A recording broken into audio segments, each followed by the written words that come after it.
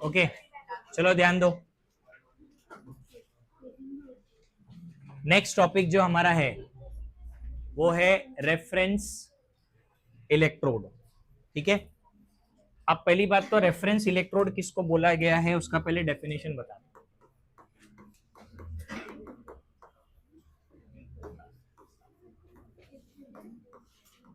An electrode whose potential is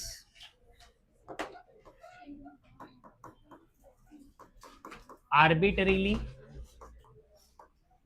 taken as zero or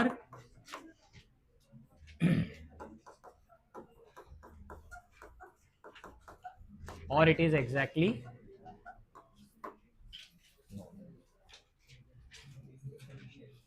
अब ये reference electrode का जो कॉन्सेप्ट है ये आया क्यों और उसका क्या एप्लीकेशन है बताता हूं। आज ये पूरा पढ़ने वाले डिटेल में। रेफरेंस इलेक्ट्रोड जो है ना वो इसलिए आया क्योंकि जब हमने गैल्वेनिक सेल को देखा तो गैल्वेनिक सेल में एक चीज थी कि सेल बनाने के लिए 2 इलेक्ट्रोड चाहिए and they are connected by salt bridge. अब किसी साइंटिस्ट के माइंड में एक चीज आई कि मेरे को किसी सिंगल इलेक्ट्रोड का पोटेंशियल निकालना है। सिंगल इलेक्ट्रोड, मान लो इलेक्ट्रोड है जिंक।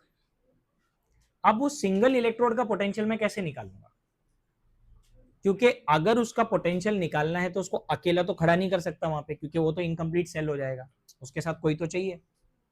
तो तब ये काफी रिसर्च के बाद ये कॉन्सेप्ट आया रेफरेंस इलेक्ट्रोड का।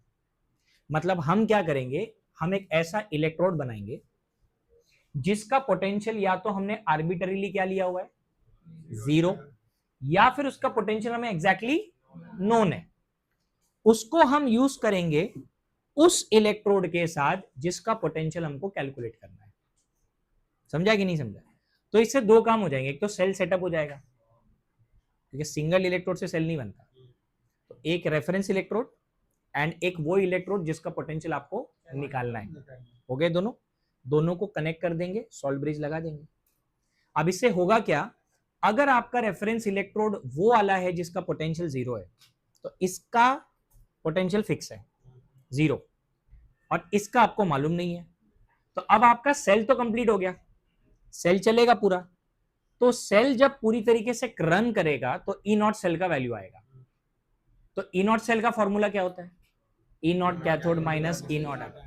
अब दोनों में से एक का तो 0 है, तो जो आपके सेल का पोटेंशियल है वही आपके इलेक्ट्रोड का पोटेंशियल है। तो पता चल जाएगा बराबर है कि नहीं। या फिर अगर हमने दूसरा टाइप का इलेक्ट्रोड लिया जिसका पोटेंशियल हमको एग्जैक्टली नोन है, जैसे मान लो एक इलेक्ट्रोड मैंने लिया रेफरेंस इलेक्ट्रोड, उसका पोटेंशियल मुझे नोन है 0.25, ऐसे जस्ट जनरल नंबर लिया 0.250, बाजू में मैंने उसके लगाया वो इलेक्ट्रोड जिसका पोटेंशियल मुझे पता नहीं है। अगेन इन दोनों को कनेक्ट करेंगे, सॉल्ट ब्रिज लगाएंगे तो सेल सेटअप हो जाएगा, फिर से सेल रन होगा, ई नॉट सेल का वैल्यू आएगा। अब मुझे इस वाले इलेक्ट्रोड का वैल्यू पता है और मुझे सेल का वैल्यू भी पता है, तो ई नॉट सेल में से मैं इसको क्या करूंगा, माइनस, तो जो बचा हुआ है उसका पोटेंशियल आ जाएगा। समझे कि नहीं? तो ऐसे हमने 2 टाइप के रेफरेंस इलेक्ट्रोड बनाए, 2 टाइप के। उसमें से ना फर्स्ट वाले को जो अपन बोलते हैं उसको बोलते हैं primary reference electrode, primary reference electrode.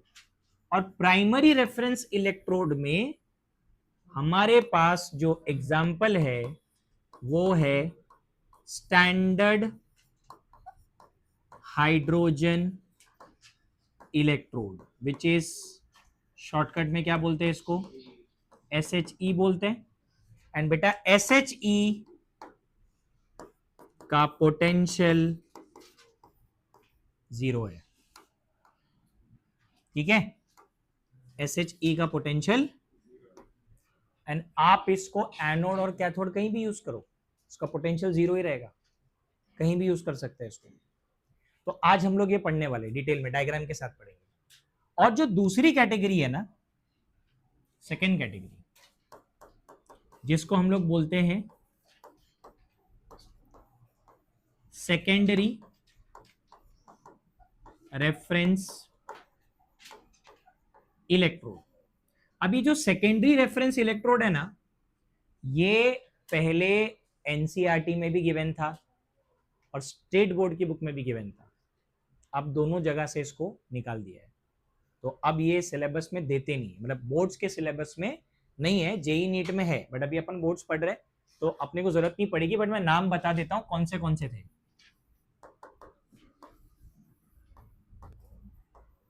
एक इलेक्ट्रोड का नाम था कैलोमल इलेक्ट्रोड। कैलोमल है ना, मर्क्यूरी का इलेक्ट्रोड होता है।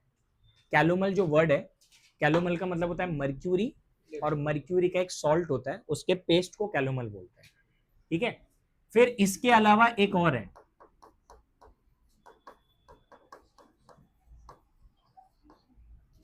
ये वाला सिल्वर क्लोराइड।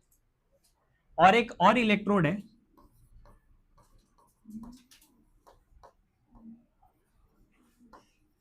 ये बेसिकली 2-3 है जो हम केमिस्ट्री में सबसे ज्यादा यूज करते हैं। अब इनकी खासियत क्या, इनको सेकेंडरी क्यों बोला गया? क्योंकि इनका पोटेंशियल जीरो नहीं है। इन सब लोगों का जो पोटेंशियल है वो एग्जैक्टली नोन होता है हमको, जीरो नहीं होता इनका। जीरो हमने इसका माना है, देखो आर्बिट्ररीली टेकन का मतलब क्या होता है, हमने कंसीडर किया उसको। देखो एक्चुअली देखा जाए तो हर इलेक्ट्रोड कुछ ना कुछ पोटेंशियल जनरेट करेगा, अपन ने पढ़ा है ना। क्योंकि जब इलेक्ट्रोड अपने आयंस के कांटेक्ट में आता है तो पोटेंशियल डिफरेंस तो क्रिएट होता ही है, बट हमने ये मान लिया एसएचई में कि वो जीरो है। अगर प्रैक्टिकली देखा जाए तो जीरो नहीं आएगा, कुछ तो पोटेंशियल आएगा, बट वी आर कंसिडरिंग कि हमने जीरो मान लिया उसको।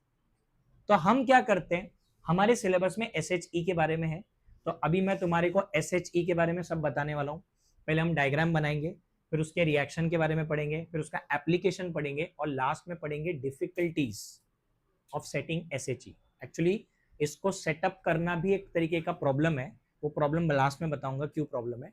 तो अभी अपने को पहले कितना क्लियर हो गया सबको, रेफरेंस इलेक्ट्रोड क्या होता है, जिसका पोटेंशियल आर्बिट्ररी या तो जीरो लिया गया है या फिर एग्जैक्टली नोन है। उस बेसिस पे दो लोग हैं, primary reference electrode and secondary. तो प्राइमरी में we have only one, that is SHE, standard hydrogen electrode. हाँ हाँ हाँ, नहीं वैसा नहीं, सेल के अंदर वो तो नस्ट इक्वेशन तो थ्योरेटिकल हुआ ना, ये प्रैक्टिकल पर्पस की बात चल रही है। प्रैक्टिकली मुझे जिंक का पोटेंशियल निकालना है, सेल सेटअप करना है, तो अकेला जिंक तो सेल नहीं है ना, जिंक तो इलेक्ट्रोड है। So we need one another electrode, है ना, एक और चाहिए बाजू में, तो वो कौन सा होगा, तो वो रेफरेंस मानेंगे उसको। समझ में आ गया?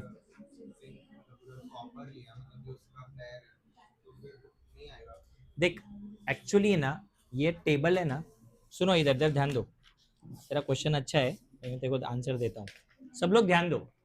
उसने मेरे को पूछा कि सर अभी कॉपर के साथ भी तो जिंक लगाया था हमने, बट वहां पे मुझे जिंक और कॉपर दोनों का पोटेंशियल मालूम था। ये टेबल है ना, ये टेबल में तुमको कहीं बीच में ना हाइड्रोजन दिखाई देगा, देख लो, और वहां जीरो लिखा होगा।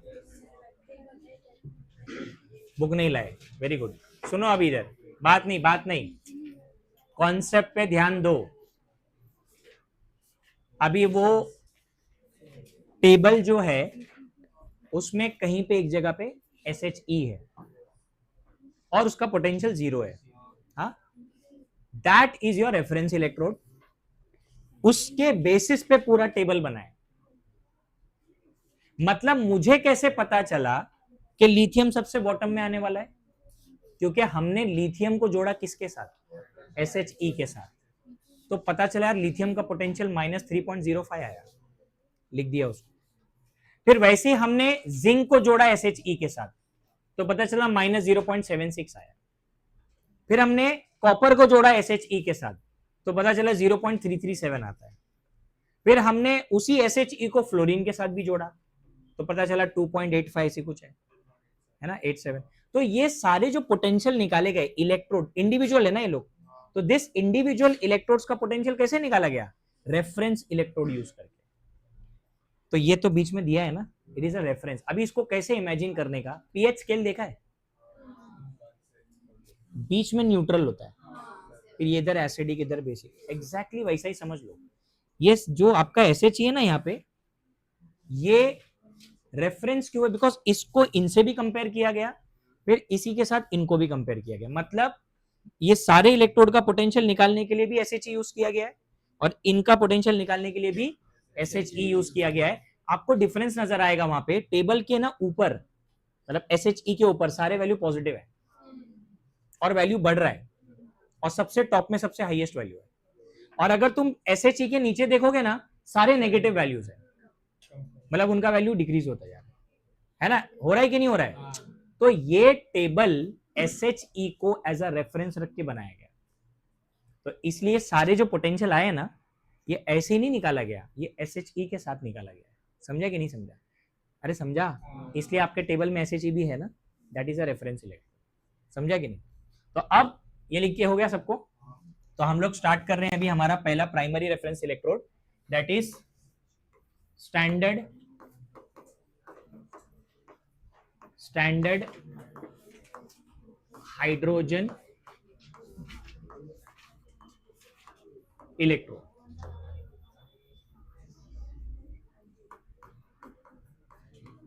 हाँ अभी सुनो इधर, आवाज नहीं। देखो इलेक्ट्रोड जो है वो स्टैंडर्ड कंडीशन में बनाया गया है। अब स्टैंडर्ड कंडीशन का मतलब पूरा डायग्राम में अभी तुमको समझ में आ जाएगा, ठीक है। तो अपने को डायग्राम बनाना है, डायग्राम इसलिए बनाना है क्योंकि ये वाला डायग्राम बोर्ड में 2 मार्क्स के लिए आता है, जो आपके बुक के पेज नंबर 109 या 10 पे है शायद, हाँ मेरे को 109 पे। कौन सा वाला बता रहा हूं सुनो, ये ड्रॉ करेंगे, ये नहीं करेंगे, ये तो उन्होंने पूरा सेल बना के दिखाया है, ये नहीं, ये आएगा एग्जाम में, ये आता है, मतलब ये ऑलरेडी प्रीवियस ईयर में पूछा गया है। तो डायग्राम भी बनाना है और उसको लेबलिंग करना है, पूरा 2 मार्क्स के लिए आने वाला है, ठीक है। तो अभी हम लोग डायग्राम फटाफट बनाते हैं उसका।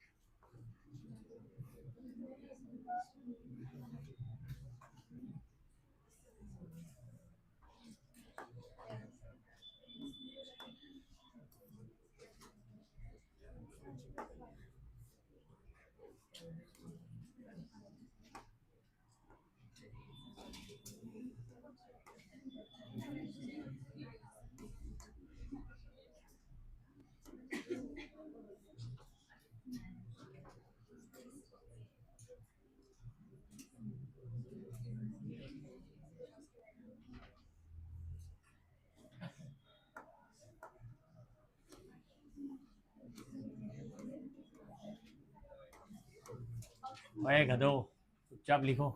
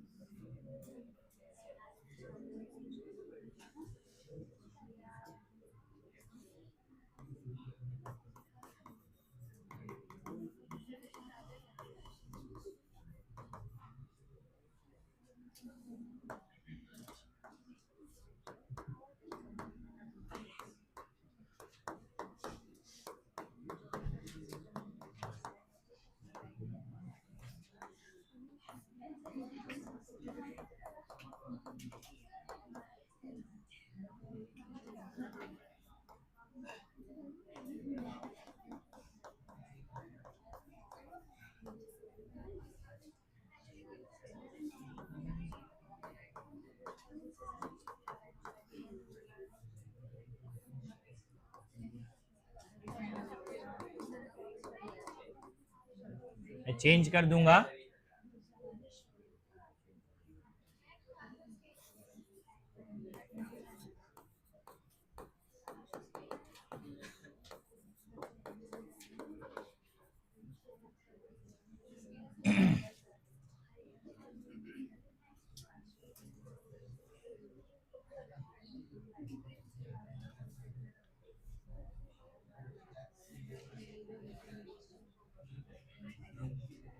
देखो अभी ध्यान दो, सेटअप एकदम सिंपल है।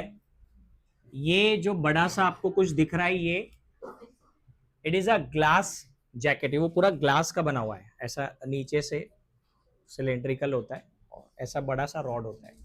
देखो इसके सेंटर से ना एक कॉपर का वायर पास हो रहा है, दिख रहा है?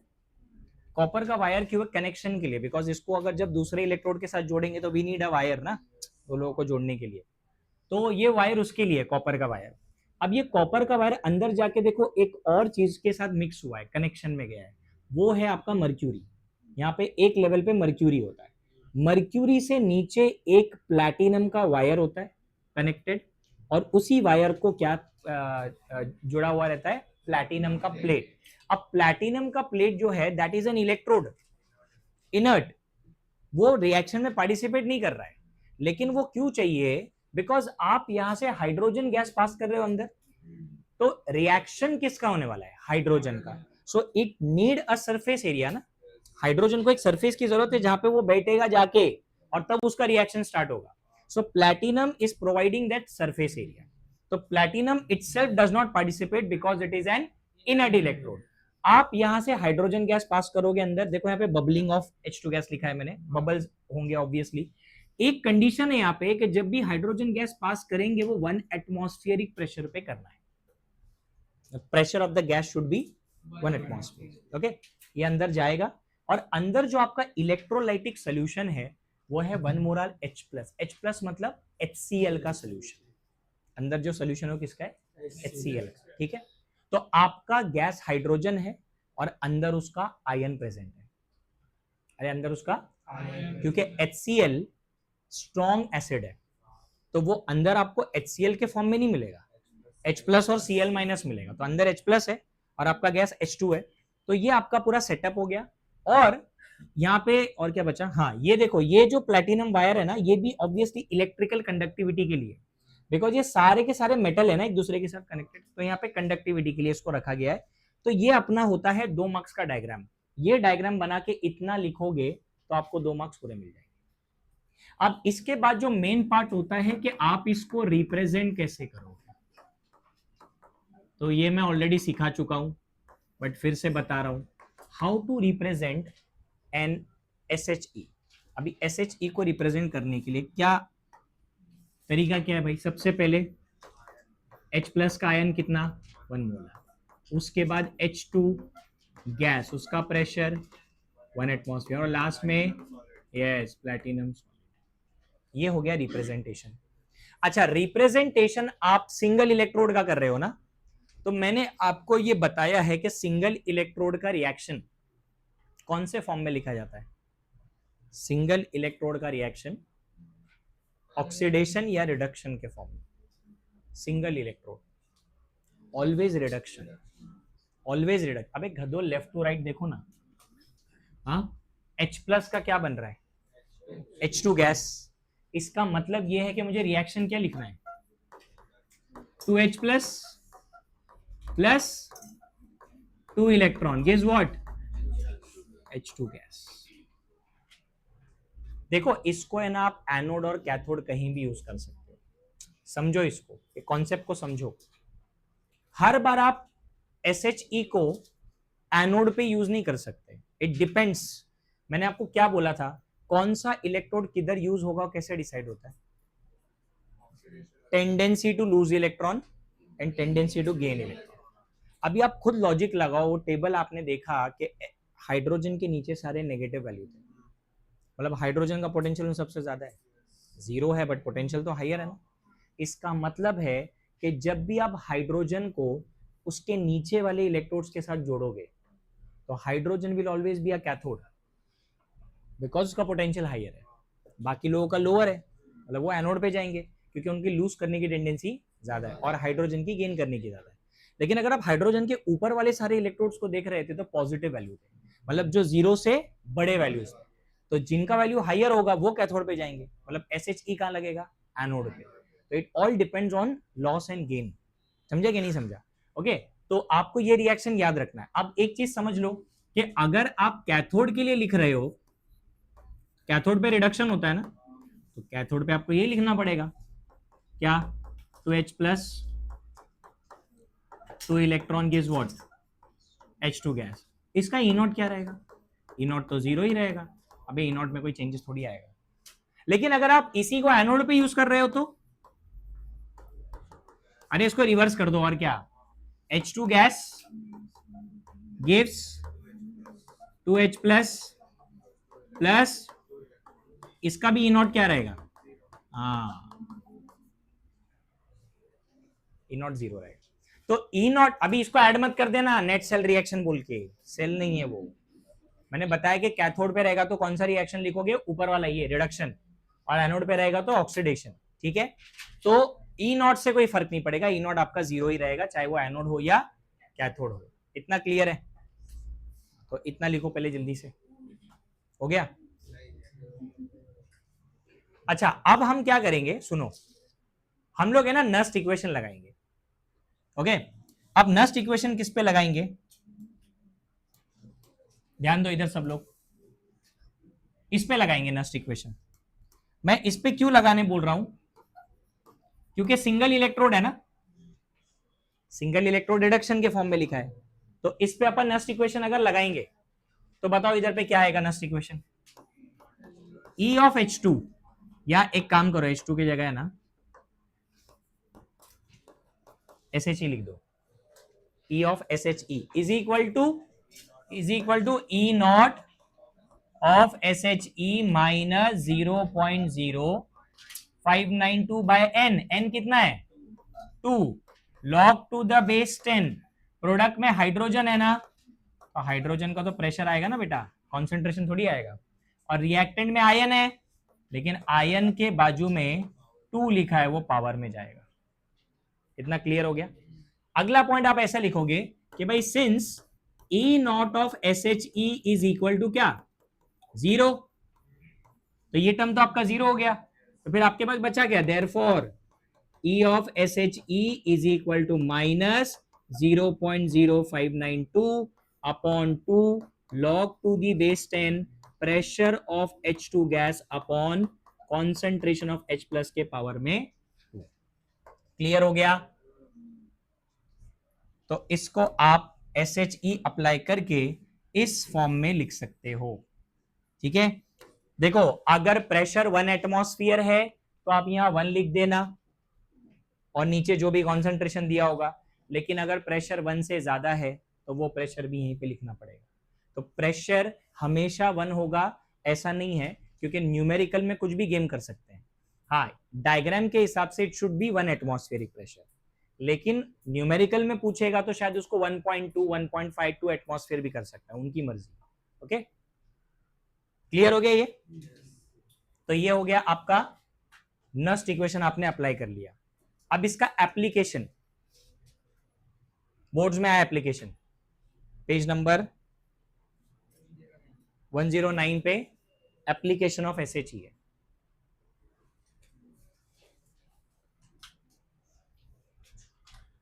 चेंज करूं? चलो जल्दी लिखो, फास्ट।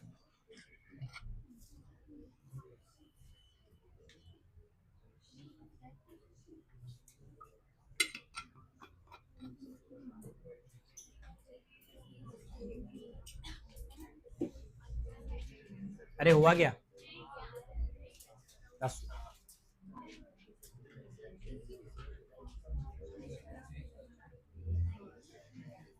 गर्मी क्यों हो रही है यार इधर? 18 पे है अभी, और क्या चाहिए?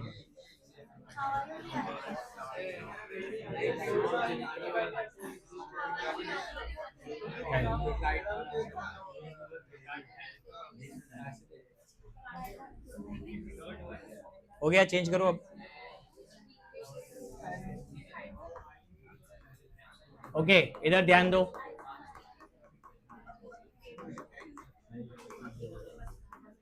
एप्लीकेशन ऑफ SHE में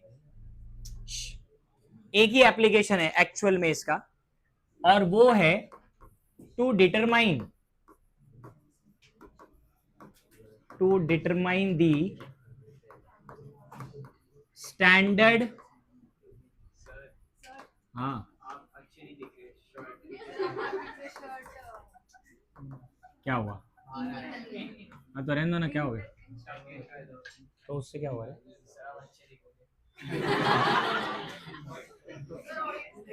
अभी मैं कुछ बोल सकता था बट मैं कुछ बोल नहीं रहा, रिकॉर्डिंग चल रहा है ना, थोड़ा लगाम लगाना पड़ेगा।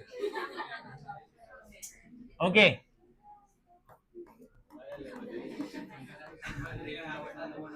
ये निकालना है अपने को, to determine the standard, silent, standard electrode potential अपने को कैलकुलेट करना है। तो मैं इसके लिए एक एग्जांपल ले रहा हूं, आवाज मत, अभी इधर पे ध्यान दो सब लोग। फॉर एग्जांपल हम लोग है ना जिंक इलेक्ट्रोड का पोटेंशियल निकाल रहे हैं, ठीक है? अब जिंक को मैं एनोड बोल देता हूं, और ई नॉट ऑफ जिंक मुझे कैलकुलेट करना है, और इसके साथ में रेफरेंस इलेक्ट्रोड जोड़ देता हूं।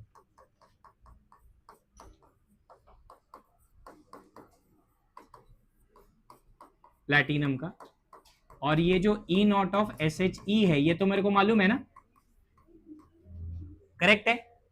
अब ये एनोड है और ये कैथोड है, रुको इधर कैथोड लिख देता हूं पहले, ये कैथोड है और इसका ई नॉट का वैल्यू 0.0, ठीक है? अच्छा, मैंने एनोड कैथोड बता दिया, तो अब इसका सेल बनाएंगे अपन पूरा। तो zinc solid, single vertical line, Zn2 plus, aqueous, H plus, 1 molar H2 gas at 1 atmospheric pressure, and last में प्लेटिनम।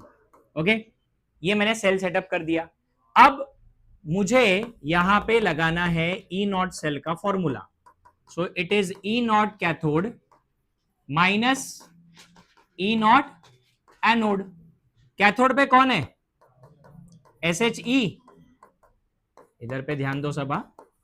कैथोड पे SHE है ना, और एनोड पे कौन है? मुझे जिंक का ही तो वैल्यू चाहिए, मैं जिंक को इधर लेके आ जाता हूं, माइनस से इधर आके क्या हो जाएगा?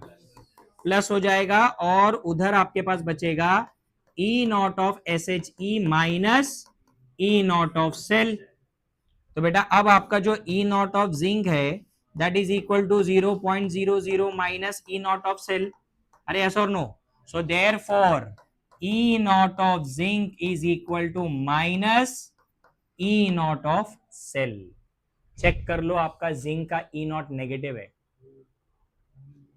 टेबल में, -0.76। तो इसका मतलब आपके सेल का पोटेंशियल कितना आता है? -0.763, जो आपके इलेक्ट्रोड का पोटेंशियल हो गया। क्लियर हुआ कि नहीं हुआ? तो ऐसे हम लोग अप्लाई करते हैं अपने कॉन्सेप्ट को, और SHE को यूज करके ही पूरा इलेक्ट्रोकेमिकल सीरीज बनाया गया है। ओके,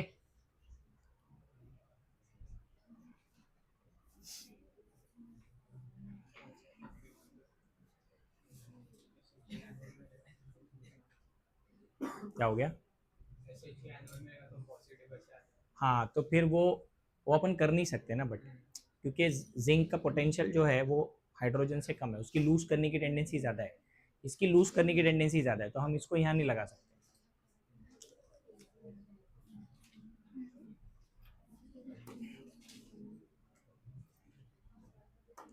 नेक्स्ट, इसका लास्ट पॉइंट बचा है,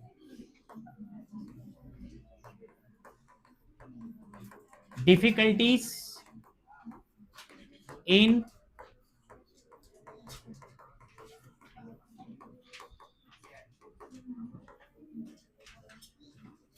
ओके। सुनो, मैं पूरा पूरा नहीं लिख रहा, तुम्हारे बुक में अच्छे से दिया है डिटेल में, मैं शॉर्टकट में 3 चीजें बता रहा हूं। 3 चीजें याद रखो, 3 चीजें ना अपने को थोड़ा सा इसको यूज करने से रोकती है, बट फिर भी हम करते इसलिए है क्योंकि उसका पोटेंशियल 0 माना है, तो अपने लिए बहुत ईजी हो जाता है दूसरे इलेक्ट्रोड का पोटेंशियल निकालना। अब 3 चीजें क्या, उसमें से पहला चीज ये है कि उन्होंने बोला pure and dry hydrogen gas चाहिए, है ना। It is very difficult to obtain pure and dry hydrogen gas, because pure and dry hydrogen gas बनाने का जो कॉस्ट है वो बहुत ज्यादा है, एक्सपेंसिव चीज है ये, ठीक है। तो पहला प्रॉब्लम क्या है हमारे लिए, हाँ, पहली डिफिकल्टी क्या है भाई, हाँ, टू प्रिपेयर या फिर to obtain pure and dry H2 gas,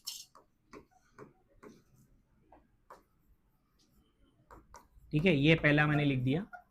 उसके बाद है ना दूसरा, सुनो ध्यान से, दूसरी डिफिकल्टी ये है कि इनका बोलना है कि जब आप SHE यूज करोगे तो स्टार्ट से लेके एंड तक through out the pressure should be 1 atmosphere constant, which is difficult.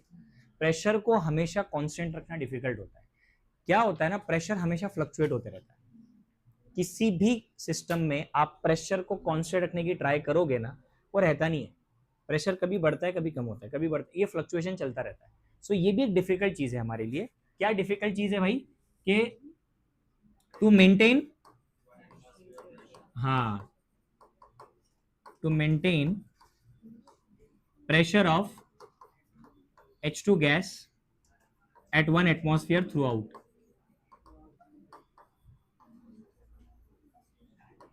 ठीक है, ये दूसरी डिफिकल्टी है।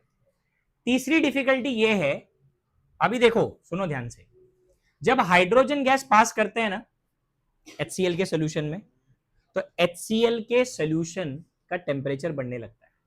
उसका रीजन ये है कि H2 गैस जब HCl में डिसॉल्व होता है, मिक्स होता है, वो एक्सोथर्मिक रिएक्शन होता है। अब हीट रिलीज होगी तो आपका जो पानी है, सोल्यूशन है, वो क्या हो जाएगा, गर्म हो जाएगा। अब आपका कंटेनर क्लोज नहीं है, ओपन है, इसका मतलब एवेपोरेशन स्टार्ट होगा। एवेपोरेशन स्टार्ट होने से कॉन्सेंट्रेशन चेंजेस, और आप स्टैंडर्ड बोल रहे हो, मतलब आपका कॉन्सेंट्रेशन थ्रू आउट 1 मोलर होना चाहिए, वो होगा ही नहीं, वो होगा ही नहीं, क्योंकि जब आपने हाइड्रोजन गैस पास करना स्टार्ट किया, temperature of the solution increases, evaporation की वजह से वॉल्यूम चेंज होने लगा, वॉल्यूम चेंज होगा तो कॉन्सेंट्रेशन चेंज हो जाएगा। तो ये भी एक प्रॉब्लम है हाइड्रोजन गैस को पास करने में, कि आपका जो सोल्यूशन है वो गर्म हो जाता है, ठीक है। तो इसके लिए अपना कॉन्सेंट्रेशन को भी 1 मोलर मेंटेन करना वो भी डिफिकल्ट है, ठीक है। तो यहां पे अपन उसके लिए क्या लिखेंगे, तीसरी डिफिकल्टी क्या है भाई, हाँ, टू मेंटेन, ऐसा लिख, कॉन्सेंट्रेशन ऑफ, हाँ, HCl solution 1 molar through out. ये मैंने खाली की पॉइंट लिखा, तुम्हारे बुक में उन्होंने अच्छे से ऐसा डिटेल में लिखा हुआ है, देखो यहाँ पे क्या लिखा है, concentration of H plus ions in the solution cannot be exactly maintained due to bubbling of H2 gas into the solution, evaporation of water take place, this result in changing the concentration of solution। तो वो आप exam में ऐसा लिख लेना, मैंने खाली आपको बस मतलब एक रिवीजन के हिसाब से आप इसको याद रख सकते हो कि भाई पहला डिफिकल्टी है pure and dry H2 gas obtain करना, दूसरा डिफिकल्टी है प्रेशर को through out 1 molar, sorry 1 atmosphere पे मेंटेन करना, तीसरा है HCl के सोल्यूशन को 1 मोलर कॉन्सेंट्रेशन पे थ्रू आउट मेंटेन करना। ये तीनों चीजें डिफिकल्टीज में आती है, ठीक है।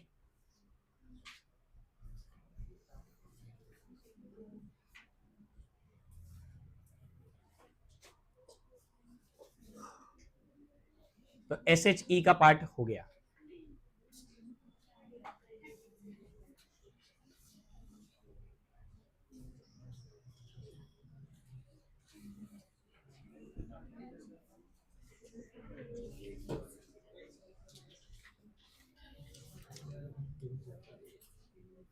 चलो चेंज करूं, अगला topic, galvanic cell useful in day to day.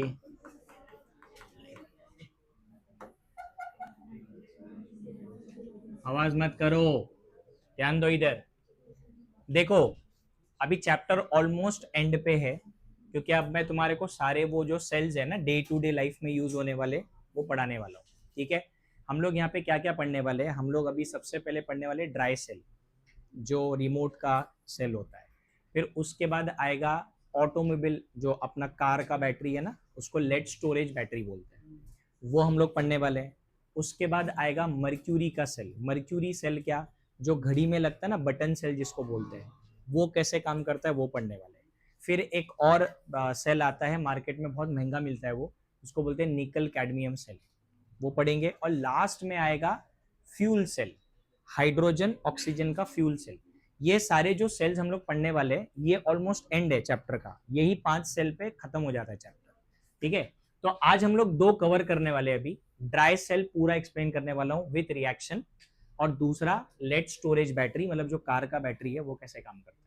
ठीक है, तो अभी पहले तो इधर सुन लो ध्यान से, जो गैल्वेनिक सेल की लोग बात कर रहे हैं, galvanic cell are of 2 type, 2 type के होते हैं। उसमें से पहले वाले को बोलते हैं primary voltaic cell.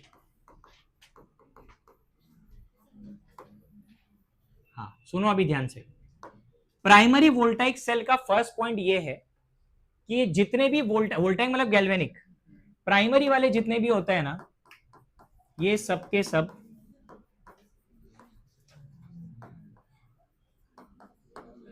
Non rechargeable होते हैं, आप इसको रिचार्ज नहीं कर सकते। उसका रीजन ये है कि जब इनका डिस्चार्ज होता है, ड्यूरिंग डिस्चार्ज, सुनो इधर, डिस्चार्ज में है ना, chemical energy is converted to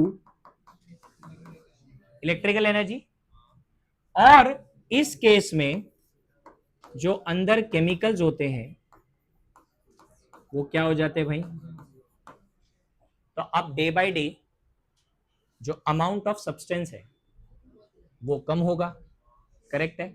फिर एक सर्टेन पीरियड के बाद आपका जो सेल है वो स्टॉप हो जाएगा, इसका मतलब सारा का सारा केमिकल कंज्यूम हो चुका, टोटली डिस्चार्ज हो गया, क्योंकि उसका काम था इलेक्ट्रिसिटी प्रोड्यूस करना। तो जब तक केमिकल रहेगा वो होता रहेगा, जब केमिकल पूरा खत्म हो गया देन योर सेल स्टॉप्स। और इस सेल को कोशिश की गई, ये देख के, मतलब बोलते हैं ना वो ट्रायल एंड एरर, तो ट्राई किया गया ये चेक करने के लिए कि क्या हम जो कंज्यूम केमिकल है उसको फिर से रीजनरेट कर पा सकते हैं क्या, क्योंकि अगर हम ऐसा कर लेंगे तो फिर तो रिचार्जेबल हो जाएगा, बट ऐसा नहीं हुआ। तो इधर पता ये चला कि once the chemicals are consumed, once the chemicals are consumed,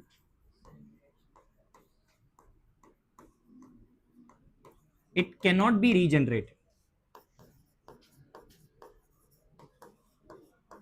it cannot be regenerated। ठीक है, तो इसके एग्जाम्पल में हम क्या पढ़ने वाले हैं, ड्राई सेल, जिसको हम लोग लेक्लांच सेल बोलते हैं। ड्राई सेल का एक और नाम है लेक्लांच सेल। ओके, सेकेंड वाला पार्ट, एक और टाइप का सेल होता है, उसको बोलते हैं secondary voltaic cell.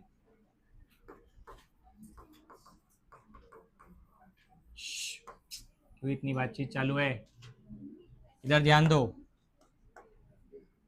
Secondary voltaic cell is rechargeable,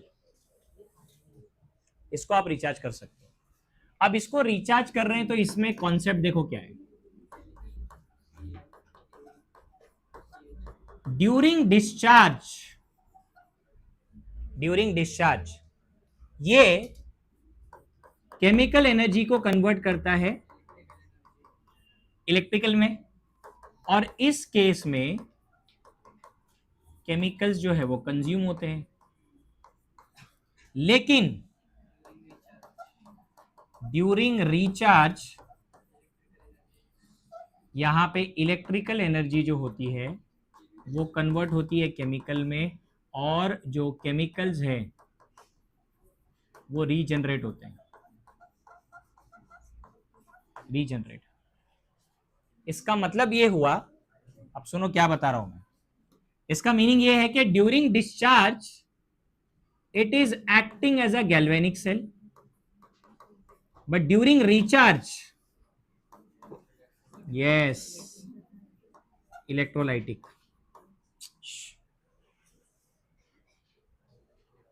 मतलब same cell as a galvanic भी काम कर रहा है और एज एन इलेक्ट्रोलाइटिक भी काम कर रहा है, क्योंकि जब वो डिस्चार्ज होता है आपका सेल तब वो केमिकल रिएक्शन से इलेक्ट्रिसिटी जनरेट करता है, that is a spontaneous process.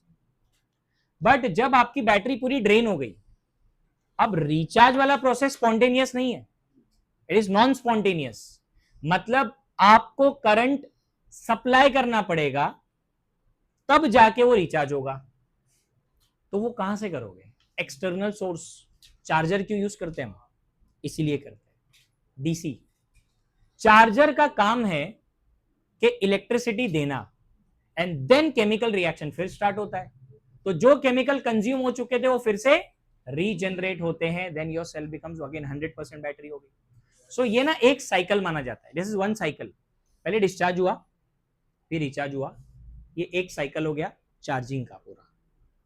तो ऐसे ना बैटरी की लाइफ ऐसी होती है, साइकिल्स चेक करते हैं कितने साइकिल्स तक आपका बैटरी हेल्दी होगा। कोई भी बैटरी, लैपटॉप का बैटरी, फोन का बैटरी, इन्वर्टर भी एक गैल्वेनिक से लिए, इन्वर्टर भी वही है। फिर आपका ये अपना कार का बैटरी, ये सबका एक लाइफ होता है ना, 1.5 साल 2 साल। तो बेसिकली वो साइकिल्स पे डिपेंड करता है। तो साइकिल्स कम होते जाते हैं तो बैटरी का हेल्थ नीचे आता जाता है, और फिर एक सर्टेन टाइम के बाद अपने को पता चल जाता है कि भाई बैटरी का हेल्थ सही नहीं है, इट मीन्स इसको रिप्लेस करना पड़ेगा। तो बैटरी वगैरह कभी कभी देखो एक्सप्लोड हो जाता है, वो इसीलिए होता है। ओके, तो अपने को है ना, इसमें जो हमारे सिलेबस में जो दिया है ये वाला बहुत सबसे इंपॉर्टेंट एग्जांपल है इसका, वो है lead storage battery. Lead storage battery जो कि बेसिकली ऑटोमोबाइल का बैटरी है। ऑटोमोबाइल बैटरी मतलब जो कार में लगेगा, ऑटो रिक्शा में लगता है, टैक्सी में लगता है, ट्रक में लगता है। लेकिन हर एक ऑटोमोबाइल बैटरी का पोटेंशियल अलग अलग होता है। कोई 12 वोल्ट का यूज करता है, कोई 9 वोल्ट का यूज करता है, कोई 6 वोल्ट का यूज करता है, डिपेंड्स।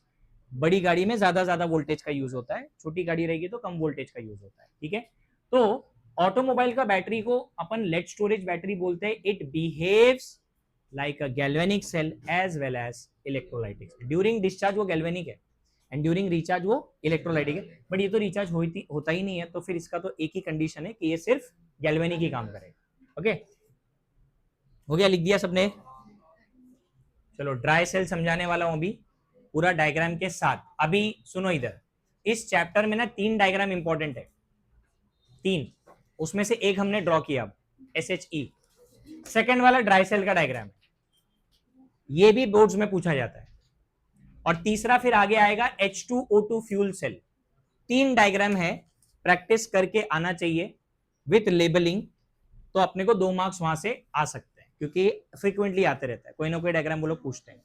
ठीक है, तो अभी हम लोग स्टार्ट कहां से कर रहे हैं? हम स्टार्ट कर रहे हैं ड्राई सेल, जिसको हम बोल रहे हैं लेक्लांच।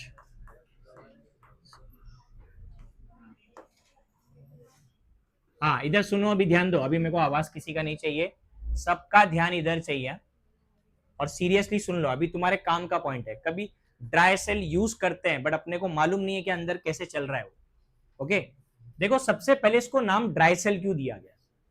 ड्राई सेल इसको नाम इसलिए दिया गया बिकॉज, ध्यान से सुनना इधर पे, पहला पॉइंट ये है, it does not contain any liquid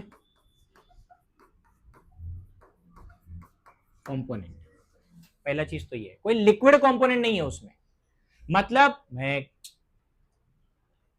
जो भी सब्सटेंस अंदर फिल किया गया है, जो केमिकल फिल किया गया है, it is in the form of paste. पूरा अगर सॉलिड रहेगा तो ड्राई रहेगा, फिर ड्राइनेस नहीं चाहिए अपने को, एक्वियस चाहिए, अंदर विस्कस चाहिए, विस्कोसिटी होनी चाहिए।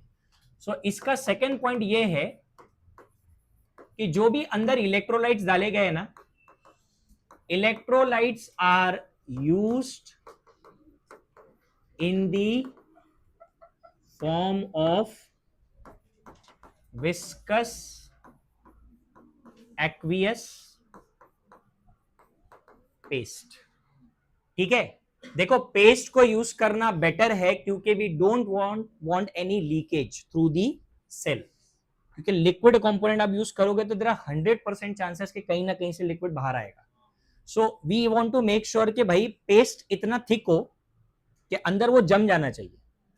आज तक हमने कभी ऐसा देखा नहीं है ना कि सेल में से कुछ लिक्विड निकल रहा है। एक्चुअली वो क्यों नहीं निकल रहा, उसका एक रीजन है। ये सीईटी में पूछा था, अभी मैं तुमको बता रहा हूं। जब पेस्ट बनाते हैं ना इलेक्ट्रोलाइट्स का, बताऊंगा मैं इलेक्ट्रोलाइट्स कौन है, केमिकल्स ही है। केमिकल्स का जब पेस्ट बनाते हैं तो वो लोग है ना थोड़ा सा स्टार्च ऐड करते हैं। स्टार्च क्या करता है, केमिकल्स को बाइंड कर देता है। तो उनका थिक पेस्ट जो होता है ना, वो अंदर सेट रहता है, पूरा डिस्टर्ब नहीं होता। Starch is use to make your paste thick, thickness को बढ़ाने के लिए। समझा कि नहीं समझा? ये सीटी में पूछा है, एमसीक्यू है प्रीवियस ईयर का, कि ड्राई सेल में जो इलेक्ट्रोलाइट्स यूज होते हैं उनके पेस्ट को थिक बनाने के लिए कौन सा सब्सटेंस यूज होता है। ऑप्शन में स्टार्च लिखा था। ठीक है, आएगा, मैंने डाला हुआ है इसमें। तो अभी सुनो इधर, ये 2 पॉइंट समझ में आ गया। ड्राई सेल, अब ड्राई सेल में ना अपने को डायग्राम बनाना है, फिर डायग्राम के बाद मैं सारी चीजें साइड में लिखूंगा। एनोड कौन है, कैथोड कौन है, कौन सा इलेक्ट्रोलाइट यूज कर रहे हैं, सब कुछ लिखूंगा। अब इसको अपन डायग्राम में कन्वर्ट करते हैं, पहले डायग्राम बनाएंगे। जल्दी जल्दी बनाना, टाइम पास नहीं करना।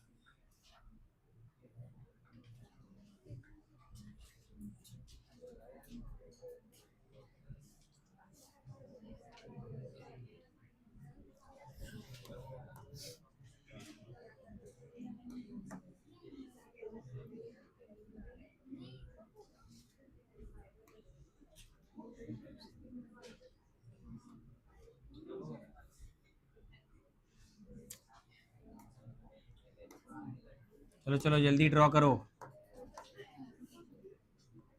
मैं चेंज कर दूंगा स्लाइड।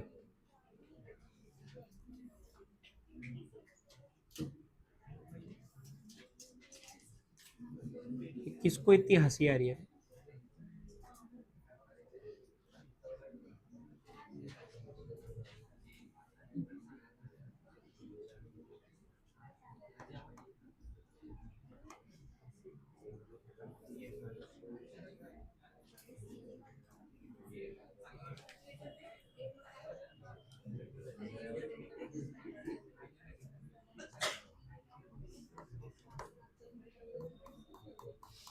अरे मुंह बंद करके ड्रॉ करो ना।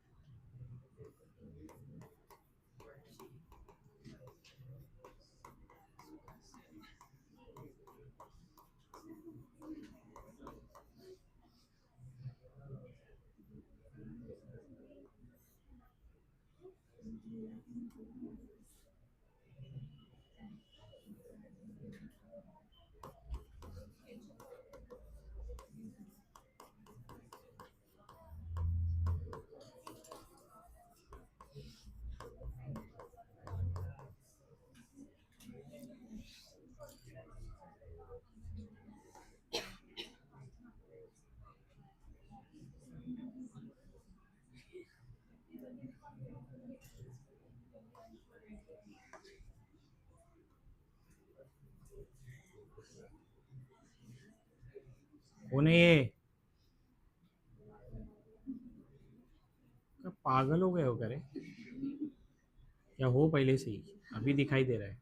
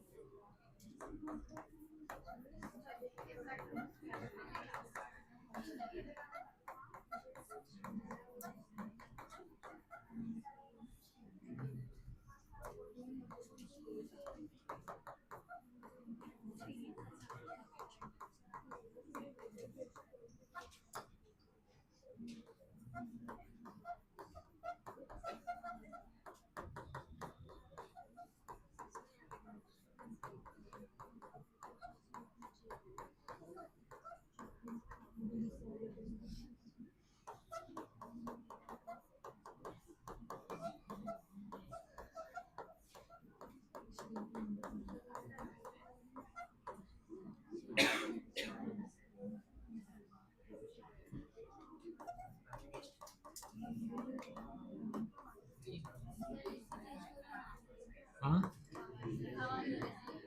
हवा तो कुछ भी नहीं आ रही आज।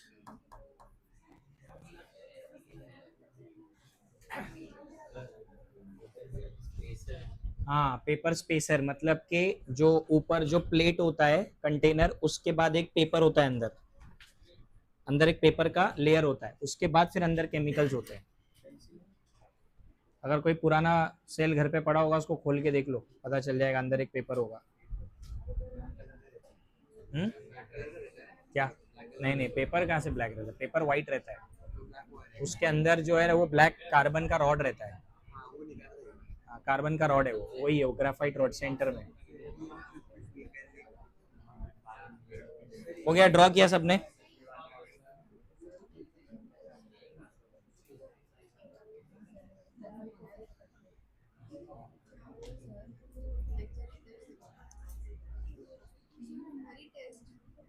उसके बाद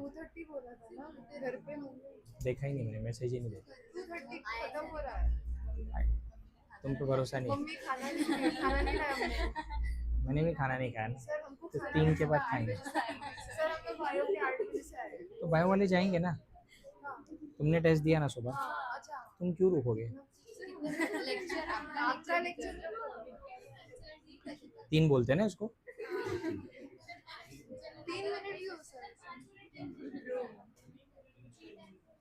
इतना थोड़ी जोक चल रहा है 3 मिनट में। क्या हो गया बोल? एसी का आज हवा ही नहीं है, गर्म हो रहा है सर। तो लगता है इसका कूलिंग मोड चेंज किया किसी ने।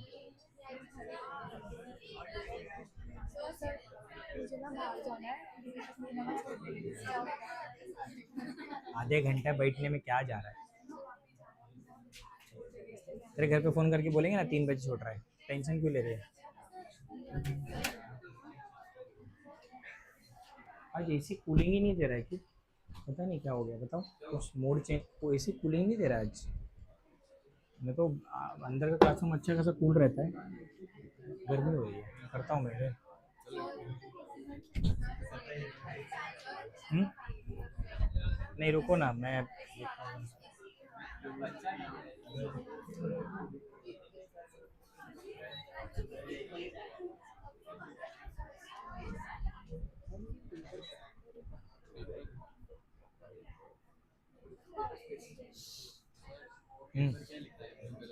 पेपर स्पेसर,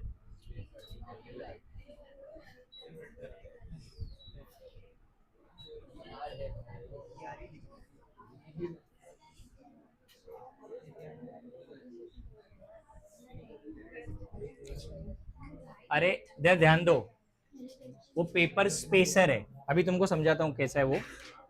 सुनो इधर ध्यान दो, देखो ये ड्राई सेल कैसे बना है एक्चुअली। सबसे पहले सेंटर से स्टार्ट हुआ है, अभी कोई बात नहीं करेगा, सब इधर ध्यान दो। सेंटर में ना ग्राफाइट का रॉड है, सबसे पहले सेंटर में रॉड है, ठीक है। रॉड के आसपास एक लेयर है, वो लेयर जो मैंने ग्रीन कलर से हाईलाइट किया है। देखो मैंने क्या लिखा है इस लेयर के बारे में, इधर लिखा है क्या है उसमें, it is a paste of manganese dioxide and carbon black, मतलब कार्बन और मैंगनीज डाइऑक्साइड का मिक्सचर है। तो ये मेरा ग्राफाइट का रॉड है। देखो मना करने के बाद भी तुम्हारा बकवास। ग्राफाइट के रॉड के आसपास जो लेयर है वो लेयर MnO2 और कार्बन ब्लैक, मतलब कार्बन से मिक्स करके पेस्ट उसको लगा दिया गया है। अब उसके बाद और एक लेयर है उसके ऊपर, ये वाला येलो वाला पार्ट, ठीक है। ये जो येलो वाला पार्ट है, ये देखो ये किसका पेस्ट है, paste of ammonium chloride and zinc chloride, दोनों सॉल्ट है। और वही हमारे क्या है, इलेक्ट्रोलाइट्स है इस सेल में, ये इलेक्ट्रोलाइट्स है, क्योंकि सॉल्ट आयन के फॉर्म में होगा, अरे होगा ना, इलेक्ट्रोलाइट्स। तो जो नेक्स्ट लेयर है उसके बाजू का, वो अमोनियम क्लोराइड और जिंक क्लोराइड का पेस्ट है। उसके बाद इन्हें पेपर लगाते हैं वो लोग। बटर पेपर देखा है, बटर पेपर जैसा पेपर होता है, उसको पेपर स्पेसर बोलते हैं, पूरा उसको कवर कर देता है। देन उसके ऊपर आता है वो कंपनी का लोगो, कंपनी का नाम वाला पूरा प्लेट होता है, दैट प्लेट इज जिंक। वो कोई नॉर्मल मेटल नहीं है, वो पूरा का पूरा कंटेनर जिंक का बना हुआ है। तो आप जब कंटेनर को निकालोगे अगर, तो आपको पहले एक पेपर स्पेसर मिलेगा, मतलब एक पेपर मिलेगा। स्पेसर क्यों बोला गया, बिकॉज अंदर आपके कैथोड है उसके, और बीच में स्पेस क्रिएट किया पेपर से, and then it is anode. देखो ना इधर क्या लिखा है, एनोड कौन है। तो आप जो कंपनी अपना एडवर्टीजमेंट कर रही है और जो सब लोगो नाम लिख रही है, एक्चुअली में वो प्लेट एनोड है, and it is made up of zinc. और कैथोड कौन है भाई, ग्राफाइट का रॉड। अब सुनो, देखो इधर पे कैसा इलेक्ट्रोड यूज किया है। जिंक इज एक्टिव इलेक्ट्रोड जो खुद पार्टिसिपेट करता है, and graphite is inert electrode, मतलब एक इलेक्ट्रोड एक्टिव है और एक इलेक्ट्रोड इनर्ट है, दोनों टाइप का इलेक्ट्रोड यूज किया, ठीक है। अब है ना देखो, ये ना ज्यादा महंगा भी नहीं रहता है ये वाला सेल, और ज्यादा सस्ता भी नहीं रहता। उसका रीजन ये है कि ज्यादा महंगा इसलिए नहीं, बिकॉज दोनों इलेक्ट्रोड मेटल के नहीं है, एक इलेक्ट्रोड मेटल का है। और थोड़ा सा कॉस्ट नीचे इसलिए आ गया क्योंकि आपका कैथोड ग्राफाइट है। ग्राफाइट तो महंगा नहीं है ना, ग्राफाइट तो सस्ता होता है, ठीक है। तो इसलिए ना मार्केट में ना दो तरीके के सेल बिकते हैं, ध्यान से सुनना। मैंने इधर कुछ लिखा है, एसिडिक। एक्चुअल में मार्केट में दो तरीके के ड्राई सेल है, एक को बोलते हैं एसिडिक और एक को बोलते हैं अल्कलाइन। अब इनमें बेसिक फर्क बताता हूं। एसिडिक ड्राई सेल में जो अंदर केमिकल्स होते हैं ना, दे प्रोड्यूस एसिड, इलेक्ट्रोलाइट्स जो होते हैं ना, they are acidic in nature. और अल्कलाइन में वो लोग अल्कलाइन बेसिक इलेक्ट्रोलाइट्स यूज करते हैं। अब इनको क्या समझा इससे, मतलब ये एक्चुअली क्यों आया, ये कॉन्सेप्ट क्यों आया। कॉन्सेप्ट इसलिए आया क्योंकि एसिडिक ड्राई सेल की जो लाइफ है वो कम है as compare to alkaline. Alkaline dry cell ज्यादा लंबा चलता है। ड्यूरासेल, ड्यूरासेल अगर घर में है तुम्हारे, जाके देखो, अगर नहीं है तो कहीं से भी ले लो, काम ही आएगा तुम्हारे घर पे। उसके पीछे लिखा हुआ है, क्लियरली लिखा है, अल्कलाइन ड्राई सेल। और लोग क्लेम करते हैं हमारा सेल बाकी लोगों से ज्यादा चलता है। वो लोग इसलिए क्लेम करते हैं, वो लोग इसलिए क्लेम करते हैं क्योंकि जो बाकी के सेल्स मार्केट में मिल रहे हैं एवरेडी वगैरह का, वो एसिडिक है। वो अगर 3 महीना चलेगा तो उनका 5 से 6 महीना चलेगा। इसका रीजन ये है कि जो बेसिक इलेक्ट्रोलाइट्स होते हैं ना, उनके वजह से जो जिंक है, जिंक, उसका ऑक्सीडेशन स्लोली होता है। जिंक का ऑक्सीडेशन क्यों होगा, एनोड पे है वो। इसका मतलब जो रिएक्शंस अंदर होने वाले हैं ना, वो थोड़ा स्लोअर रेट में होंगे, और एसिडिक में क्या हो जाता है, फास्टर रेट में होता है। तो फास्टर रेट में होने की वजह से लाइफ स्पैन कम हो गया बैटरी का। तो to increase the life of a battery और टू अ सेल, तो उन्होंने क्या किया, इलेक्ट्रोलाइट्स को एसिडिक के जगह बेसिक यूज किया, NaOH KOH यूज करते हैं। तो मार्केट में दो तरीके का, इसलिए ड्यूरासेल थोड़ा महंगा है बाकी सेल से, बिकॉज दे आर अल्कलाइन, उनका लाइफ ज्यादा है। समझ में आया कि नहीं आया? ठीक है, तो ये वाला जो हम पढ़ रहे हैं कौन सा वाला है अभी, एसिडिक वाला। एक क्वेश्चन आया था नीट जेई में, वो लोग पूछते भी हैं कि एसिडिक क्यों है, मतलब किसकी वजह से एसिडिक है, ऐसा आपने अंदर कौन सा केमिकल डाला है जिसे वो एसिडिक हो, तो पूरा अभी मैं बताने वाला हूँ। ठीक है, इतना लिख लिया सबने, सेल रिएक्शन लिखने वाले हम लोग। अब ये तुमने कभी सोचा नहीं होगा इसका सेल रिएक्शन कैसे होता है, देखो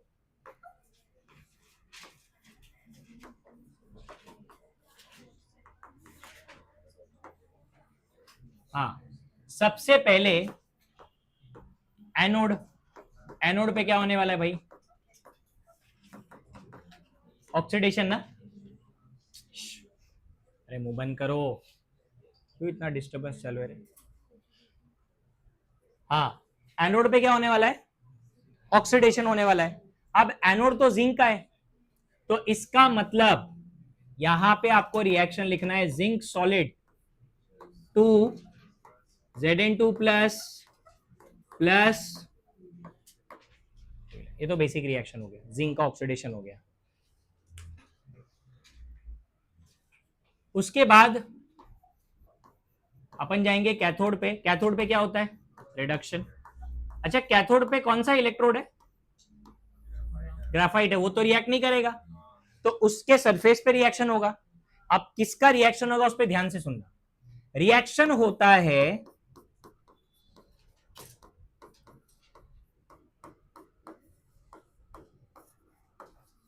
ये वाला। अब ये रिएक्शन समझना बहुत जरूरी है, और मैं एक चीज बता दूं कि ये रिएक्शन एनसीईआरटी में नहीं दिया, एनसीईआरटी का रिएक्शन अलग है और हमारा रिएक्शन अलग है।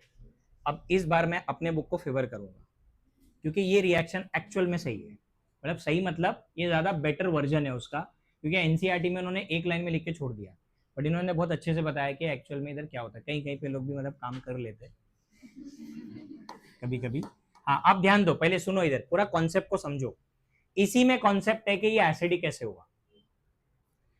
NH4 प्लस कहां से आया पहले वो सोचते हैं। हमने एक इलेक्ट्रोलाइट डाला है, अमोनियम क्लोराइड, है ना।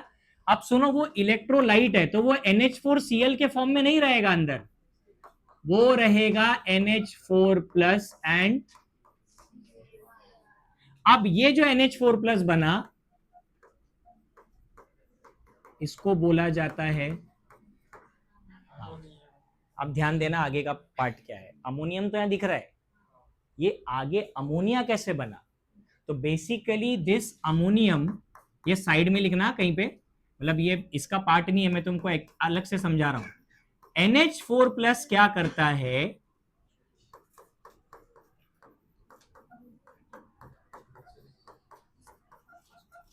ये कर, एक्चुअली में NH4 plus is acidic because it produces H plus.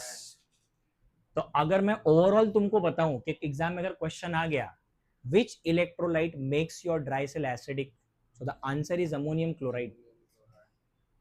Ammonium chloride है, अमोनियम क्लोराइड का अमोनियम आयन बना, अमोनियम आयन ने क्या रिलीज किया, H प्लस। डेफिनेशन सिंपल है, any substance which produces H plus ion is acidic, तो ammonium chloride is acidic, मतलब ammonium chloride कौन सा सॉल्ट हुआ, एसिडिक सॉल्ट हुआ। ये मैं तुमको आयनिक में पढ़ा दूंगा, ठीक है। सॉल्ट न्यूट्रल नहीं होते, सॉल्ट तीन टाइप के होते हैं, एसिडिक, बेसिक, न्यूट्रल। तो अमोनियम क्लोराइड कौन सा है, एसिडिक सॉल्ट है, बिकॉज वो क्या प्रोड्यूस कर रहा है, H प्लस। अच्छा, ये H प्लस का हुआ क्या, सुनो अब, इधर H2 गैस कहां से आया, यस, इधर कितना अमोनियम लिया है मैंने, तो ऑब्वियसली अगर यहाँ दो लिया तो दो अमोनिया बना होगा, तो यहाँ पे H प्लस भी, तो बेटा अगर दो H प्लस आया है, वही दो H प्लस ने ये दो इलेक्ट्रॉन लिया है, और क्या बन गया, हाँ, और बाकी का अमोनिया बन गया, दिख रहा है इधर। तो इसका मतलब जो रिडक्शन हुआ है वो H प्लस का हुआ है इनटू H2 गैस। इतना क्लियर हो गया। अच्छा, अब यार इधर सोचो, दो दो गैस बन रहा है, लेकिन आज तक हमने कभी कोई गैस रिलीज होता हुआ नहीं देखा सेल में से, तो फिर यहाँ पे गैस बन रहा है, इनका हुआ क्या। तो मैंने पीछे कुछ लिखा था कि इसमें MnO2 क्यों डाला गया है, देखो क्या है, what is MnO2? Oxidising agent. What is the role of oxidising agent? It oxidises other species and itself get reduced. तो ये MnO2 का रोल अब आएगा, क्योंकि अंदर H2 गैस बन रहा है, बट आज तक हमने तो कभी H2 गैस निकलता हुआ नहीं देखा. तो बेसिकली वो H2 जैसे ही बनता है, MnO2 उसको ऑक्सीडाइज कर देता है वाटर में. तो अगला जो स्टेप है ना, इसी में कंटिन्यू करना है. अगला स्टेप ये है कि जो अंदर MnO2 प्रेजेंट है, manganese dioxide, it reacts with H2 gas and gives you Mn2O3 plus. और ये ना, ये वाटर का फॉर्मेशन ये सेल के लिए अच्छा है. अब सोचो क्यों. वाटर का फॉर्मेशन सेल के लिए अच्छा है, बनना चाहिए थोड़ा सा पानी, बिकॉज ये आपके सेल को ड्राई होने से बचाएगा. ड्राई मतलब पूरी तरीके से ड्राई, मॉइस्चर के लेवल को मेंटेन करेगा. अभी पानी बनने का मतलब क्या, बाल्टी भर के पानी थोड़ी निकलेगा वहां से. पानी बन रहा है मतलब कि इतना sufficient enough to keep your dry cell moist, उतना पानी बन रहा है. अब इसको जरा समझाता हूं रेडॉक्स के लैंग्वेज में. मुझे यहां पे बताओ, अपन ये चेक करेंगे कि ये ऑक्सीडाइजिंग है ना, इसने इसको ऑक्सीडाइज किया है, और तो खुद क्या हो गया, चेक करते हैं रिड्यूस हुआ है क्या. अभी यहां पे ना ऑक्सीजन -2 है, -4 हो गया, तो ये कितना होगा, +4. यहां पे देखो 3 इंटू -2 -6, तो यहाँ पे टोटल +6 होना चाहिए, लेकिन इधर मैंगनीज 2 है, मतलब एक पे कितना आएगा, चेक कर लो, +4 से +3 हुआ, ये हो गया रेड्यूस. और यहां पे आपका हाइड्रोजन 0 था, लेकिन यहां पे आपका हाइड्रोजन हो गया ऑक्सीडाइज. तो हाइड्रोजन गैस क्यों नहीं दिखाई दी आज तक हमको, क्योंकि उसको MnO2 ने अंदर ऑक्सीडाइज करके मॉइस्चर में कवर कर दिया. अब देखो इनको ऐड करेंगे, इसको नहीं ऐड कर रहा हूं अभी, खाली इन दोनों को. क्या ये कैंसिल हो जाएगा? अब जो चीज कैंसिल हो रही है, इसका मतलब वो अंदर ही अंदर बन भी गई और कंज्यूम भी हो गई, तो वो नेट रिएक्शन में नहीं आने वाला. इसलिए आज तक हमको कभी H2 गैस नहीं मिला. समझ में आया कि नहीं? और पानी भी इतना नहीं बना कि पानी बाहर आ रहा है सेल से, वो उतना ही बन रहा है जितना वो पेस्ट को मॉइस्ट रखने के लिए जरूरी है. ओके, अब इनको ऐड करते हैं जरा. लेफ्ट हैंड साइड में क्या क्या बचा, क्या बचा इधर, 2NH4 plus 2MnO2 solid plus 2 electron. फिर राइट साइड में 2NH3 गैस, उसके साथ क्या है, Mn2O3 सॉलिड प्लस H2O.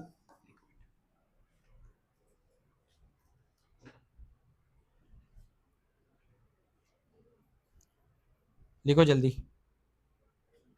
इसके बाद अब नेट सेल रिएक्शन लिखेंगे, वो तुम लिखोगे. इसको और इसको ऐड कर दो और नेट सेल रिएक्शन लिख के बताओ. ये वाला और ये वाला, ये दोनों नहीं, ये दोनों को ऐड करके आया है ना. देखो इधर 2 इलेक्ट्रॉन, इधर 2 इलेक्ट्रॉन है, कैंसिल हो जाएगा. दोनों को ऐड करो, नेट सेल रिएक्शन लिख के बताओ. लेफ्ट में जो बचाओ लेफ्ट में लिखो, राइट में जो बचाओ राइट में लिखो. जल्दी लिखो.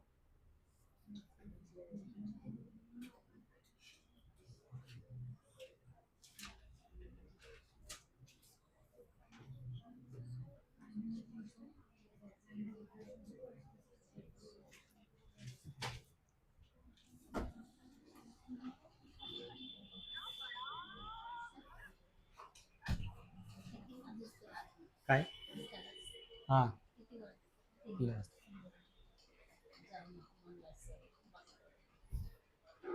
जेवण झालं का तुमचं?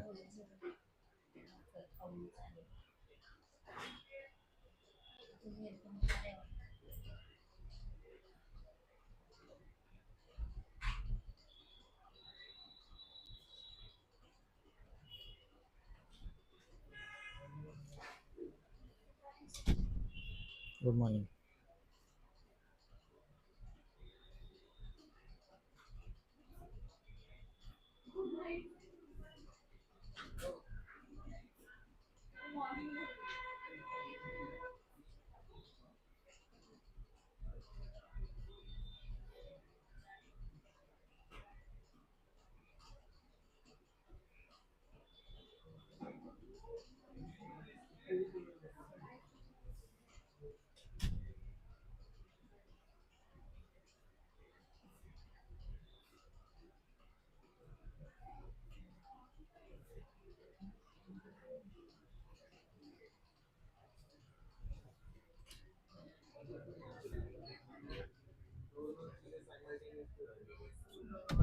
हो गया, ऐड कर लिया। अब क्या मेरे को लिखने की जरूरत है?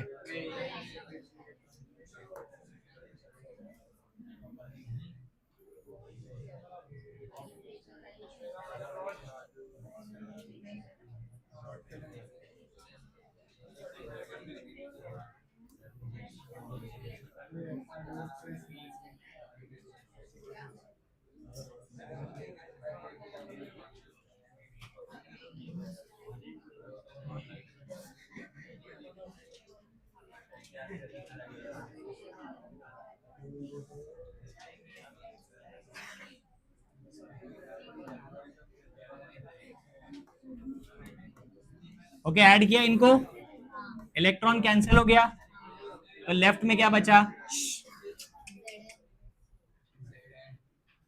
लेफ्ट में अपने को मिलेगा जिंक, हाँ zinc solid 2NH4 plus plus, अरे गधो चुप बैठो रे, चुप बैठो, इधर ध्यान दो। राइट में Zn2 plus plus 2NH3 plus Mn2O3 plus water. अब इधर पे एक और क्वेश्चन है जो किसी ने नहीं पूछा कि सर अमोनिया गैस का क्या होगा, क्योंकि वो भी तो गैस कभी नहीं दिखा हमको। अमोनिया गैस उधर दिख रहा है ना, गैस फॉर्म हो रहा है, कहाँ गया ये अमोनिया गैस? एक्चुअल में अमोनिया गैस जो फॉर्म होता है, इस अमोनिया गैस को ये जिंक कंज्यूम करता है। तो एक और रिएक्शन अंदर होता है जहां पे जिंक रिएक्ट करता है अमोनिया के साथ और बनाता है कंपाउंड जो अभी तक तुमने कभी देखा नहीं है, या अपने को चैप्टर नंबर 12 में, चैप्टर नंबर सॉरी कितना, 7 8 9 9 8 8 या 9 चैप्टर में आता है, कोऑर्डिनेशन कंपाउंड। ये कोऑर्डिनेशन कंपाउंड है, ऐसा कुछ दिखता है, ये ब्रैकेट में लिखते हैं ऐसे, स्क्वायर ब्रैकेट में। Now what is a coordination compound? जब आपके मॉलिक्यूल में कोऑर्डिनेट बॉन्ड बनता है, which is a third type of bond. हाँ, ये पूरा चैप्टर उसी पे ही है अपने सिलेबस में, तब ये आएगा। तो अंदर एक और कंपाउंड बना जिसका नाम है कोऑर्डिनेशन कंपाउंड, तो अमोनिया का भी काम तमाम हो गया। समझ में आया कि नहीं आया? और इस पूरे ड्राई सेल का ई नॉट का वैल्यू 1.5 वोल्ट होता है। देख लेना, कोई भी मार्केट में जो ड्राई सेल मिलता है ना, जनरली उसका पोटेंशियल 1.5 वोल्ट ही आता है। ये पूरा जो मैंने लिखा है नेट सेल रिएक्शन तक, नेट सेल तक, ये सब आपको 2 मार्क्स के लिए आएगा। और ये तुम्हारे लिए एक्स्ट्रा इंफॉर्मेशन था, ये खाली ये बताने के लिए कि एसिडिक कैसे हुआ, ये सिर्फ उसके लिए है।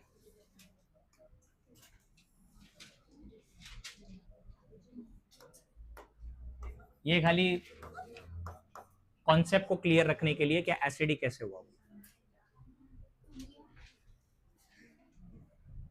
कौन बोला? सब घर पे जाने की घाई रहती है, क्या करते हो घर? क्यों नहीं खाए तुमने खाना? कौन बोला? हाँ,